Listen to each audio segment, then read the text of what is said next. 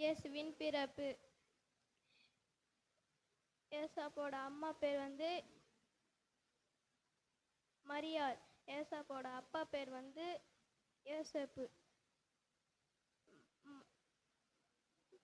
மரியாள் இடத்தில் தேவதூதன் வந்து, பயப்படாதே, நீ ஒரு கர்ப்பவதியாகி ஒரு குமாரனை பெறுவாய். அவருக்கு இயேசு என்று பெயரிடுவாயாக. ஏனெனில் அவர் தமது ஜனங்களின் பாவங்களை நீக்கி ரட்சிப்பார்.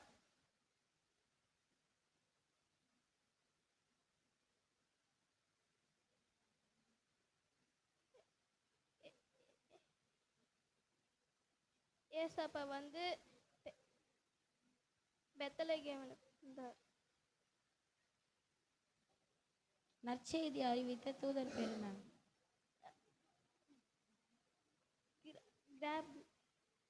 சொல்லு. கேப்ரியல். சிறையில் யோசேப்பு போர்த்திபாரிடத்தில் வேலை செய்து கொண்டிருந்தான். அப்பொழுது போர்த்திபாரின் மனைவி யோசேப்பின் மேல் அன்பு வைத்து, என்னோடு சைனி என்றாள். அதற்கு யோசேப்பு, நான் இந்த பாவத்தை செய்ய மாட்டேன் என்று விலகி போனான்.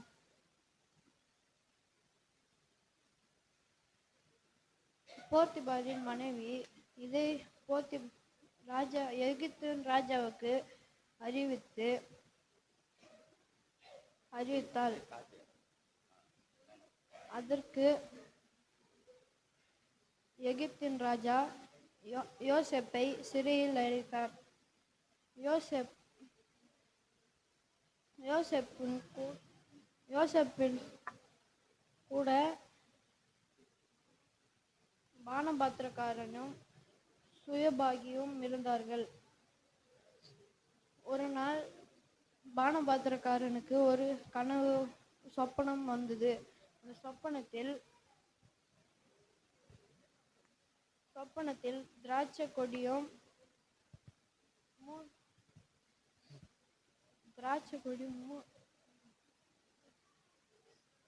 3 கொடி இருந்தது. அது துளிர்த்து காயமாய் இருந்தது. அது காய் பழமாகி கனி கொடுத்தது. அந்த கனி பானபாத்திரக்காரன் புளிந்து கனியை பாத்திரத்தில் பிடித்து எகிப்தின் ராஜாவினிடம் கொடுத்தான். அதன் அர்த்தம் 3 கொடி 3 நாள். இந்த 3 நாளில் பானபாத்திரக்காரன் தலையை உயர்த்துவார் என்று சொன்னான். அதற்கு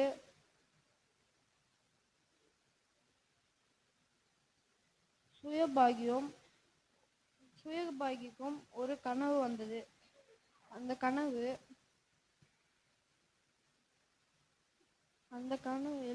3 வெள்ளை கூடையில்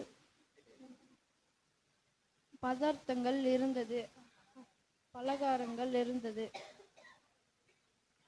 அந்த பலகாரங்களை பறவைகள் பட்சித்தது. அதற்கு அர்த்தம் தெரியவில்லை என்று யோசேப்பிற்கு சொன்னான். அதற்கு யோசேப்பு, இதன் அர்த்தம் 3 நாள் 3 வெள்ளை கூடைகள் 3 நாள் என்று அர்த்தமாம். அந்த 3 நாளில்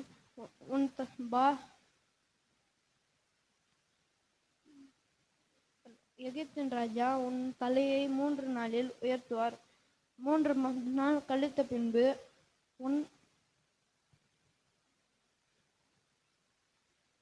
உன்னை மரத்தில் தூக்கு போடுவார் என்றார். ஆமென். யோசேப்பு சிறைச்சாலையில் அவனுக்கு கொடுக்கப்பட்ட பதவி. யோசேப்புக்கு சிறைச்சாலையில் கொடுக்கப்பட்ட ஒரு பொசிஷன்.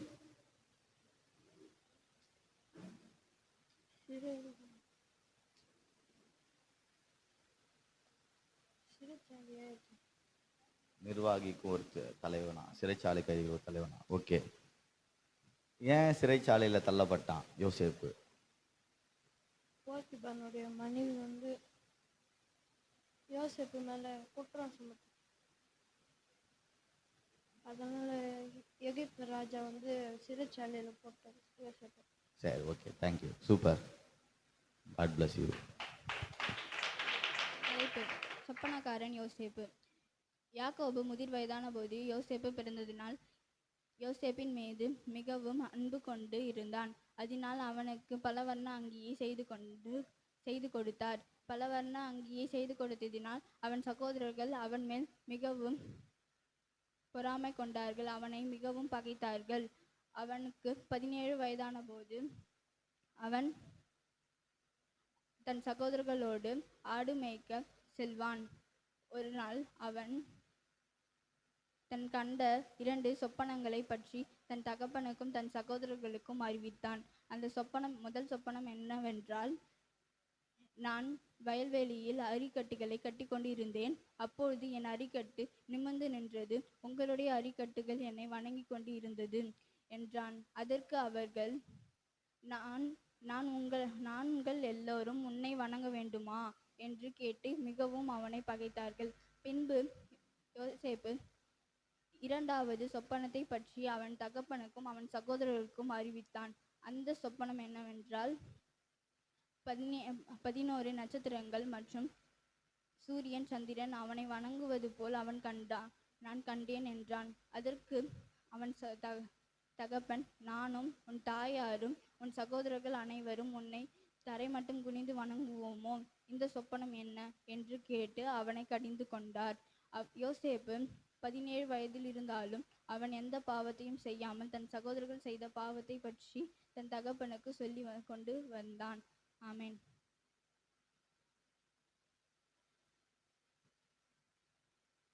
யோசேப்பினுடைய 2 சகோதரர்கள் பேர் சொல்லுங்க.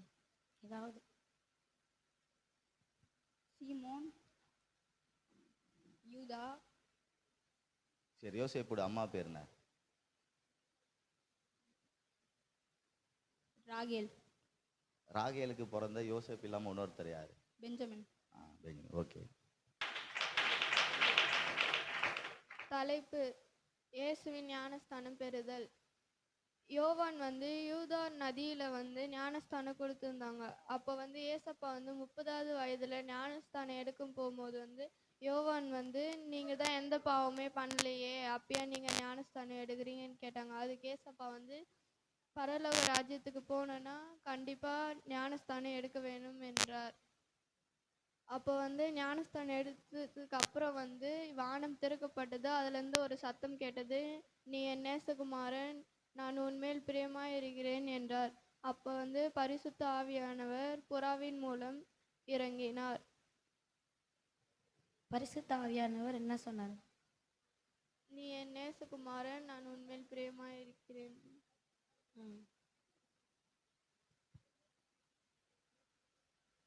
எந்த வயசுல ஏசப்பா ஞானஸ்தானம் எடுக்கிறாரு? 30வது வயதுல. சூப்பர். கரங்களை தட்டி நல்லா உற்சாகப்படுத்துவோம்.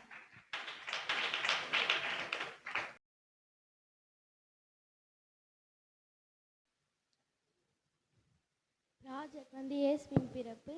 ஏசப்பாவோட அம்மா பேர் வந்து மரியாள், அப்பா பேர் யோசேப்பு. மரியாள் வந்து ஒரு திருமணமாகாத கன்னி. அப்போ யோசேப்புக்கும் மரியாளுக்கும் நிச்சயமானது.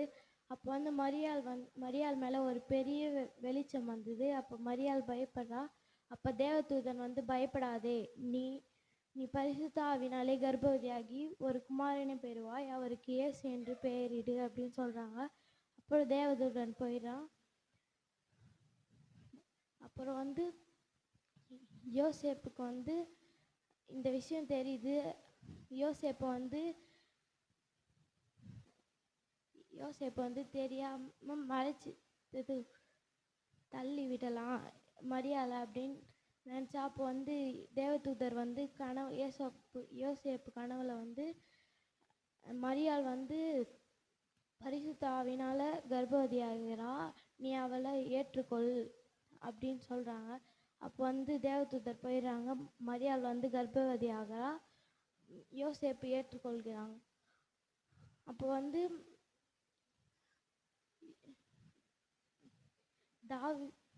தாவீது என்னும் ஊரில் பெத்வேலில் வந்து சத்திரத்தில் வந்து இடம் கேட்குறாங்க. அப்போ இடம் தரலை. அப்புறம் வந்து மாட்டு தொழுவத்தில் இடம் கேட்டாங்க. அப்போ அங்கே இருந்தது. அப்போ வந்து அங்கே வந்து ஏசப்பா பிறந்தார். அப்போ வந்து மெய்ப்பர்களுக்கு வந்து தேவதூதர் வந்து உங்களுக்கு ஒரு நற்செய்தியை அறிவிக்க போகிறேன் அப்படின்னு சொல்கிறாரு. அப்போ தானியேல் என்னும் ஊரில் பெத்வேல் வந்து ஏசப்பா பிறந்தார் அப்படின்னு சொல்கிறாங்க. அப்போ வந்து மெய்ப்பர்கள் சாஸ்திரிகள்லாம் வந்து ஏசப்பாவை தொழுதுறாங்க. ஆமாம். தேவதூதன் வந்து இயேசுவை பற்றி சொன்ன காரியம் இதெல்லாம் ஒரு காரியம், ரெண்டு காரியம். அதான் மரியாள் இடத்துலையோ மேய்ப்பர்கள் இடத்துலையோ யோசேப்பு இடத்துலையோ சொன்ன அந்த இயேசுவின் பிறப்பில் ஏதாவது ஒரு காரியம் சொல்லுங்க. மரியாள் கிட்ட வந்து நீ வந்து பயப்படாதே, பரிசுத்த ஆவியினால கர்ப்பவதியாகி ஒரு குமாரனை பெறுவாய், அவருக்கு இயேசு என்று பெயரிடுவாய்.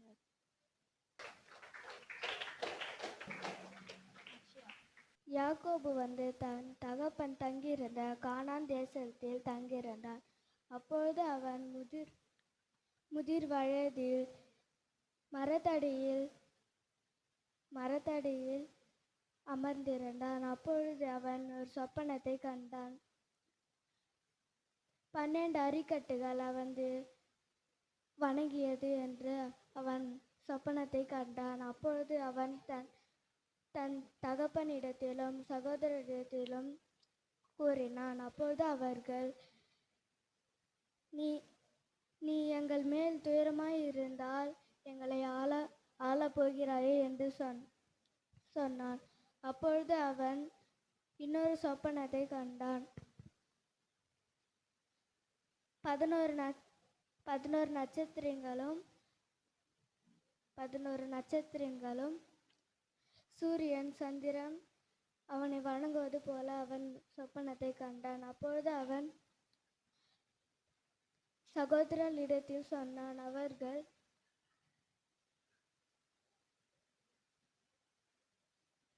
யோசேப்பினுடைய தகப்பன் பெயர் யாக்கோபு. யாக்கோவின் கணவர் ஈசாக்கு வந்து யாக்கோபு நீ வேற இடத்துக்கு போனாயா. அப்போ வந்து ஈசாக்கு வந்து யாக்கோபு நீ வேற இடத்துக்கு போனான். அப்போ வந்து யாக்கோபு வேற இடத்துக்கு போகும்போது இருட்டாயிடுச்சு. அப்போ வந்து ஒரு வனாந்திர இடத்துல வந்து ஒரு கல்லை வச்சு பார்த்தான். அப்போ வந்து ஒரு சொப்பனம் கண்டான். அந்த சொப்பனத்தில் வந்து தேவதூதர்கள் ஒரு முனை வந்து வானமும் இன்னொரு முனை வந்து பூமியும். அதில் வந்து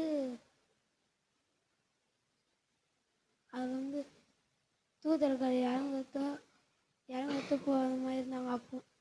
அப்போ வந்து ஏசப்பா சொன்னார், உனக்கு இந்த இடத்துல ஒரு வனாந்திரம் கட்டுவேன்.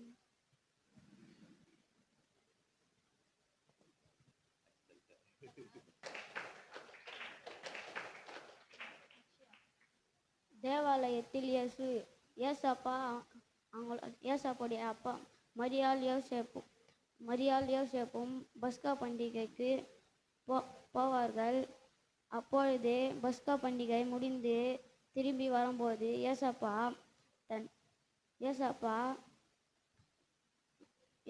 வந்து கேள்வி கேட்டுன்னு இருக்கும்போது அவனுடைய பெற்றோர் அவன் போயிட்ட போது 3ஆம் நாள் திரும்பி பஸ்கா எருசலேமுக்கு வரபோது ஏசப்பாவிடம் கேட்குறார்கள், நீ வந்து எதுக்கு எங்கள் கூட வரல அப்படின்னு கேட்க போது அவனும் நான் வந்து பிதாவுடைய சு சுவிசே சுவிசேஷம் பண்ணி நின்றேன் அப்படின்னு சொன்னபோது அவனுடைய பெற்றோருக்கும் கீழ்ப்படிந்து அவனும் போனார்கள்.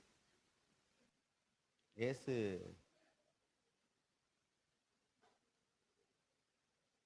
காணாம போய் எத்தனை நாள் கழிச்சு அவர் கண்டுபிடிச்சாங்க? 3ஆம் நாள். 3ஆம் நாள். Super super. இயேசு ஏன் இப்படி பண்ண அப்படின்னு சொல்லி கேட்கும்போது அவர் என்ன சொன்னார்? நான் வந்து பிதாவுடைய சுவிசேஷம் சொன்னேன். சூப்பர். ஓகே. ஆ ஓகே, முடிஞ்சு. கரங்களை தட்டுங்க நல்லா.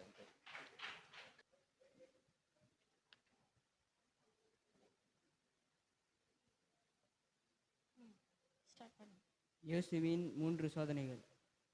டாபிக்: ஏசப்பா பார்த்தோன்னா ஆவியில் நிரம்பி யோத்தானை விட்டு வண்ணாந்தரத்துக்கு திரும்பி போகிறாரு. அப்போ பார்த்தோன்னா பிசாசால் 40 நாள் வண்ணாந்தரத்தில் சோதிக்கப்பட்டார். அந்த 40 நாள் முடிந்த பின்பு ஏசாப்பாவுக்கு பசி உண்டாயிற்று. அப்போ பார்த்தோன்னா பிசாசு பார்த்தோன்னா ஏசாப்பா கிட்ட பார்த்து, நீ தேவனுடைய குமாரனால் இந்த கல் அப்பமாகும்படி சொல்லு அப்படின்னு சொல்கிறான் பிசாசு. அதுக்கு ஏசப்பா பார்த்தோன்னா, மனுஷன் சாப்பாட்டினால் அல்ல தேவனுடைய வார்த்தையினால் பிழப்பான் என்று எழுதியிருக்குதே அப்படின்னு ஏசாப்பா சொல்கிறாரு. பிசாசு பார்த்தோன்னா ஏசாப்பாவை உயர்ந்த மலைக்கு கூட்டிகிட்டு போய் உலகத்துள்ள ராஜ்யங்கள் எல்லாம் ஒரு நிமிஷத்தில் காண்பித்து, நீ என்னை பணிந்து கொண்டா இது எல்லாவற்றையும் உனக்கு தருவேன் அப்படின்னு பிசாசு சொல்கிறான். அதுக்கு ஏசப்பா பார்த்தோன்னா, எனக்கு பின்னால் போ சாத்தானே, நான் என் தேவன் ஒருவருக்கு மட்டும் பணிந்து கொண்டு அவருக்கு ஆராதனை செய்வமாக இருக்கிறேன் அப்படின்னு இயேசு சொல்கிறாரு. பிசாசு பார்த்தோன்னா எருசலேம் பட்டணத்தில் தேவாலயத்தில் உட்பிரிகன் மேலே கூட்டிகிட்டு போய், நீ தேவனுடைய குமாரனானா இங்கேருந்து தாயை குதியும் கீழே குதி தேவனுடைய குமாரனால், ஏன்னா உன்னை காக்கும்படி தேவதூதர்கள் உன் கைகளால் ஏந்தி கொண்டு உன் கால் கீழே இடாதபடிக்கு உன்னை ஏந்தி கொண்டு போவாங்க அப்படின்னு பிசாசு சொல்கிறான். அது ஏசப்பா பார்த்தோன்னா, நீ உன் தேவனை பரீட்சை பாராதே என்று பிசாசு சொல்கிறான். சில நாள் முடிந்த பின்பு பிசாசு ஏசப்பா விட்டு ஓடிப்பான்.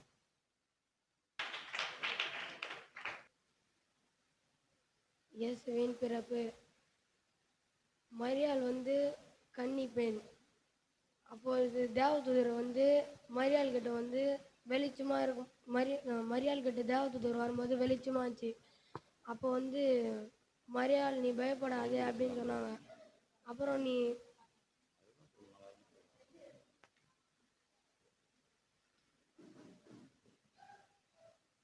நீ கர்ப்பமாய்வா எப்படி அப்படின்னு சொல்லிட்டு, அப்புறமா நீ அந்த பிள்ளைக்கு நீ இயேசு என்று பெயரிடுவாய் அப்படின்னு சொல்லிட்டு அப்புறமேட்டு தேவதூதர் போயிட்டாரு.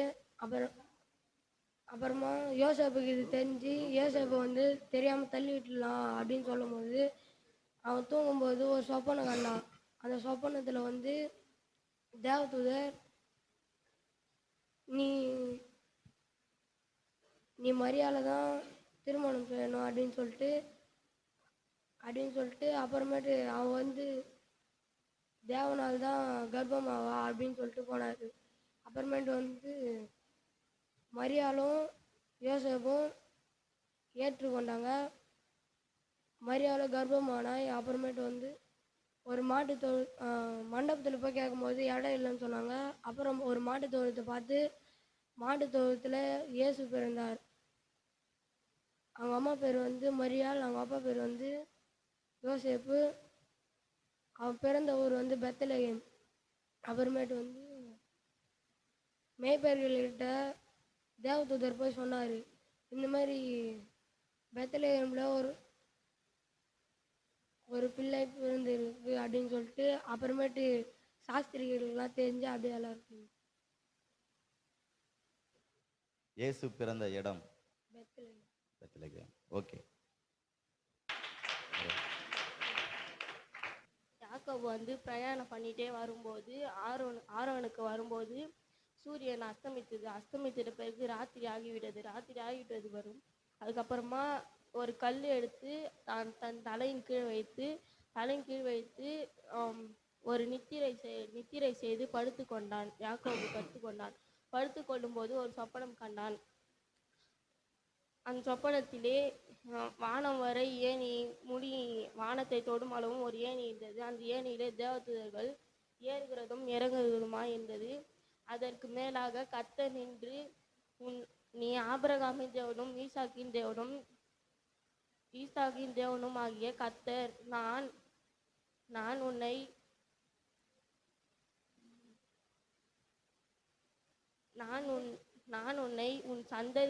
உன் பூமியின் சந்ததிக்கும் தருவேன் என்று சொன்னார்.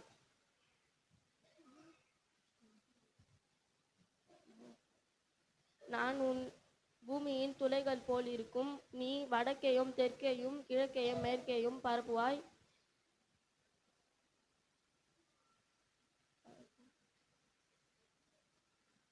உன் சந்ததி எல்லாம் ஆசீர்வதிக்கப்படும் என்று சொன்னார். தேவாலயத்தில் இயேசு மரியாதை யோசேப்பை வந்து வருஷம் வருஷம் பஸ்கா பண்டிகை கொண்டாடுவாங்களாம். அவங்க வந்து எருசலேமுக்கு போய் பஸ்கா பண்டிகை கொண்டாடிட்டு வீடு திரும்பும்போது இயேசு வந்து இந்த எருசலேம்லேயே இருந்தாராம். அப்போ வந்து மரியாளுக்கும் ஏசேப்புக்கும் இயேசு வந்து எருசலேம் இருக்காருன்னு தெரியாதாம். அப்போ வந்து மரியாள் வந்து அவங்க தெரிஞ்சவங்ககிட்டயும் உறவினர்கிட்டையும் அவங்ககிட்டயும் தேடி பார்த்தாங்களாம். இயேசு கிடைக்கலையா. அப்போ வந்து 3 நாளுக்கு பின்பு இயேசு வந்து ஊழியக்காரன் நடுவில் ஒரு சர்ச்சில் போயிட்டு ஊழியக்காரன் நடுவில் உட்காந்து அவருக்கு பேசும் வார்த்தையை கேட்டு கொண்டிருந்தாராம். அப்போ வந்து வினாவையும் கேட்டார்களாம். இயேசு வந்து வினாவும் கேட்டாராம். அப்போ வந்து மரியாள் வந்து இயேசுவை பார்த்து, ஏன் மகனே இப்படி செய்தாய் என்று கேட்டாராம். அப்போ வந்து இயேசு வந்து சொன்னாராம், ஏன் என்னை தேடுகிறீர்கள் அப்படின்னு சொன்னாராம். அப்போ வந்து இயேசு வந்து, நான் வந்து இயேசுக்கு அடுத்து நான் தான் இந்த சுவிசேஷத்தை நடத்த போகிறேனே, நீங்கள் எதுக்கு என்னை தேடினீங்க அப்படின்னு சொன்னாராம். அப்போ வந்து இயேசுப்புக்கும் மரியாளுக்கும் அவங்க வந்து புரிந்து கொள்ளவில்லையாம். அப்போ வந்து இயேசு வந்து அந்த சுவிசேஷத்தை நடத்தினாராம். அப்புறம் இயேசு வந்து அந்த சர்ச்சில் வந்து ஊழியக்காரராகி போதகராகி மனுஷ தயவிலும் தேவ கிருபையிலும் ஊழியக்காரரான. எந்த இடத்துல இருந்து எந்த இடத்துக்கு பிரயாணம் பண்ணாங்க அந்த அந்த தேவாலயத்துக்கு போகிறதுக்கு? எருசலேமுக்கு போனாங்க. எந்த இடத்துல இருந்து?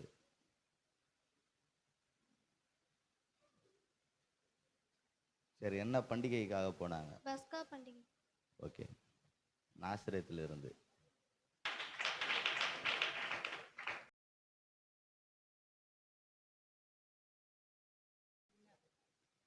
இயேசுவின் பிறப்பு. மரியாள் தன் வீட்டில் இருக்கும்போது தேவதூதன் தோன்றினார். கிருபை பெற்றவளே வாழ்க, கிருபை பெற்றவளே வாழ்க, ஸ்ரீகளுக்குள்ளே ஆசீர்வதிக்கப்பட்டவள். மரியாள் கண்களை கலங்கினாள். அதற்கு தூதர், நீ கர்ப்பவதியாகி ஒரு குமாரனை பெறுவாய் என்றார். அடுத்தது தூதர் வந்து யோசேப்பின் இடத்துல போயிட்டு யோசேப்பை வந்து மரியாளை தள்ளி விடனா இருந்தார். அப்போ தூதர் போயிட்டு யோசேப்பாண்ட, மரியாளை தள்ளி விடாது, மரியாளை திருமணம் செஞ்சுக்கொள், அவள் கர்ப்பவதியாகி ஒரு குமாரனை பெறுவாள், அவளுக்கு இயேசு என்று பெயரிடுவாயாக அப்படின்னு சொல்லிட்டு தூதர் மாஞ்சிட்டாரு. அடுத்தது மரியாளும் யோசேப்போ திருமணம் செஞ்சுக்குவாங்க. அடுத்தது மரியாளும் கர்ப்பவதியாகி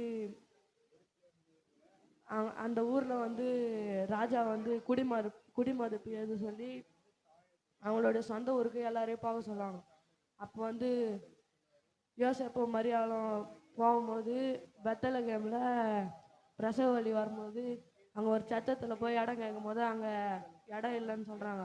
அதனால் ஒரு வீட்டுக்கு முன்னணியில் போயிட்டு அங்கே இருக்கும்போது ஏசப்பா பிறந்தார். தூதர் ஏசப்பா பிறந்த செய்தியை மேய்ப்பர்களிடத்துல வானசாஸ்திரிகளிடத்துல போயிட்டு சொல்கிறாரு, நற்செய்தி அறிவிக்கிறேன் அப்படின்னு. வானசாஸ்திரி வந்து ஒரு நட்சத்திரம் வந்து வழி காமிக்குது. அவங்க வந்து ஏசப்பாவுக்கு வந்து பொண்ணும் தூபவர்க்கும் வெள்ளை போலும் வந்து எடுத்து போயிட்டு ஏசப்பாண்ட வச்சுட்டு ஏசப்பா வணங்குறாங்க. அவ்வளோதான். தூதன் வந்து சொன்ன செய்தி என்ன? மேய்ப்பர்களிடம் தூதன் சொன்ன செய்தி என்ன? ராஜா பிறந்திருக்கிறாரு.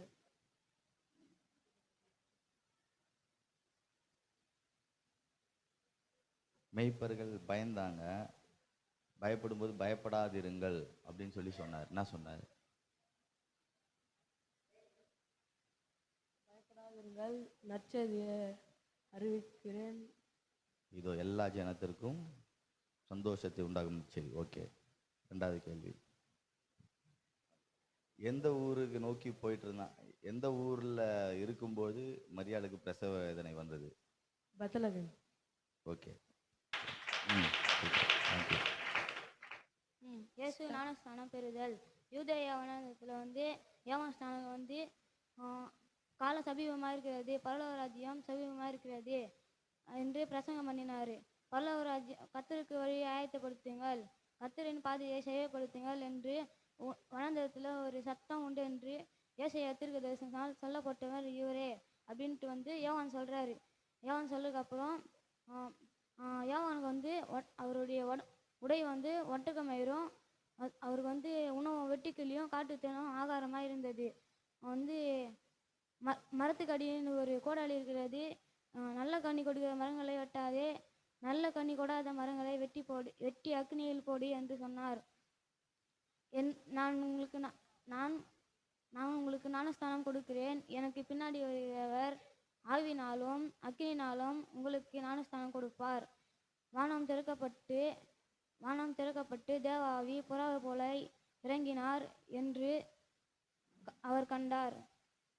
அப்பொழுதே வனாந்திரத்தில் ஒரு சத்தம் உண்டென்று, இவன் என் நேசகுமாரன், நான் இவரில் பிரியமாயிருக்கிறேன் என்று உரைத்தது.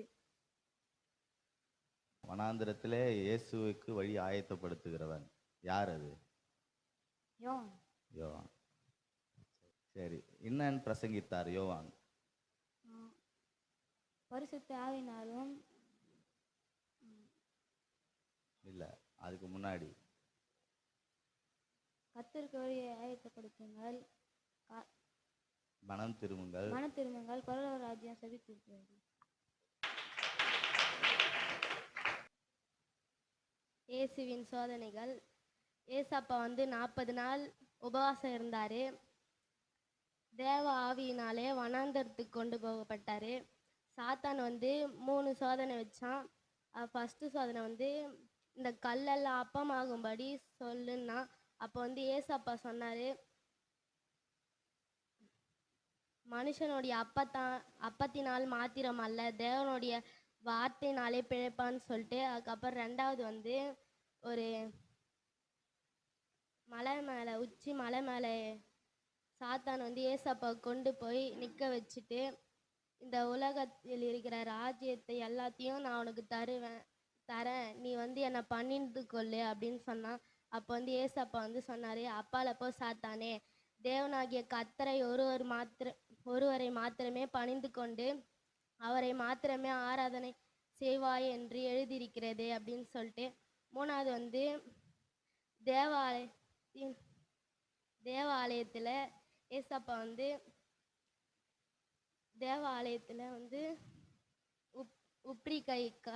உப்ரிகை மலை மேலே ஏசப்பா வந்து சாத்தான் கொண்டு போனான்.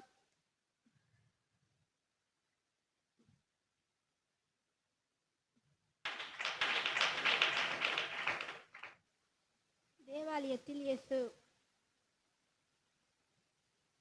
ஏசப்பாவுடைய அம்மா அப்பா 3 பேரும் வந்து எருசலேமுக்கு பஸ்கா பண்டிகை கொண்டாட வருஷந்தோறும் போவாங்க. ஏசப்பாவுக்கு வந்து அப்போ 12 வயது. பஸ்கா பண்டிகை வந்து முடிந்து எருசலேம்லேருந்து வந்தப்ப ஏசப்பா வந்து எருசலேம்லேயே வந்து இருந்துட்டாங்க. அது வந்து ஏசப்பாவுடைய அப்பாவுக்கும் அம்மாவுக்கும் தெரியாது. ஏசப்பாவுடைய அப்பா அம்மா வந்து நம்மளுடைய சொந்தக்காரங்களை கூட தான் இருப்பாங்க அப்படின்னு சொல்லிட்டு வந்தாங்க. அப்புறமா வந்து ஏசப்பா இல்லை அப்படின்னு சொல்லிட்டு அவங்க சொந்தக்காரர்கிட்ட கேட்குறப்ப எங்களுக்கு தெரியாது, நாங்கள் பார்க்கல அப்படின்னு சொல்லிட்டு சொன்னாங்க. அப்போ ஏசப்பாவுடைய அம்மாவும் அப்பாவும் எருசலேமுக்கு திரும்பி போய் ஏசப்பாவை தேடினாங்க. 3வது நாள் வந்து ஏசப்பா வந்து தேவாலயத்தில் போதகர்களுக்கு நடுவில் வந்து அவங்க கேட்குற கேள்விக்கெலாம் வந்து பதில் சொல்லிட்டு இருந்தாங்க. அதை பார்த்து வந்து போதகர்கள்லாம் வந்து ஆச்சரியப்பட்டாங்க. ஏசப்பாவுடைய அப்பாவும் அம்மாவும் வந்து அதையும் பார்த்து ஆச்சரியப்பட்டாங்க. ஏசப்பாவுடைய அம்மா வந்து ஏன் இப்படி செஞ்சே, நாங்கள் வந்து உன்னை காணோன்னு சொல்லிட்டு நாங்கள் வந்து 3 நாளாக தேடிட்டு இருந்தோம் அப்படின்னு சொல்லிட்டு வந்து ஏசப்பாவுடைய அம்மா வந்து ஏசப்பா கிட்ட சொன்னாங்க. என்னை ஏன் நீங்கள் தேடினீங்கன்னு சொல்லிட்டு ஏசப்பா சொல்லி, பிதாவுக்கு அடுத்த வகையில் எல்லாமே நான் தான் செய்யணும் அப்படின்னு சொல்லிட்டு ஏசப்பா சொன்னாங்க.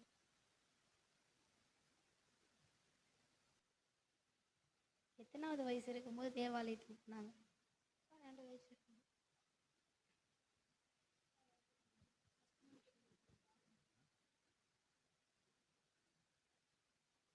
சரி, எத்தனை நாள் கழிச்சு இயேசு இல்லைன்றதை கண்டுபிடிச்சாங்க? 3 நாள் கழிச்சு. 3 நாள் கழிச்சு இயேசுவை கண்டுபிடிச்சாங்க. அவர் காணன்றது எத்தனை நாள் கழிச்சு கண்டுபிடிச்சாங்க? 1 நாள் கழிச்சு. சூப்பர்.